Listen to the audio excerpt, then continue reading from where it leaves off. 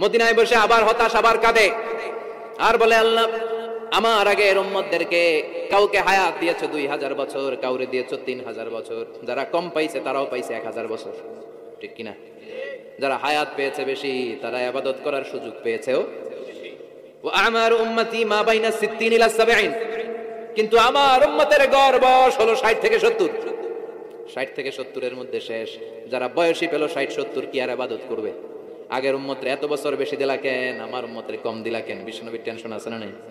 আবার হতাশ, আমার উম্মতের কি হবে? উম্মতি উম্মতি আজীবন কেঁদেছেন। আল্লাহু আকবার। ও নবী, ওদেরকে হায়াত বেশি দিছি, কদর দেই নাই। আপনার উম্মতদেরকে হায়াত কম দিছি, কিন্তু লাইলাতুল কদর দিয়েছি। লাইলাতুল কদর খায়রুম মিন আলফি শাহর, 1000 মাসের চেয়ে সেরা।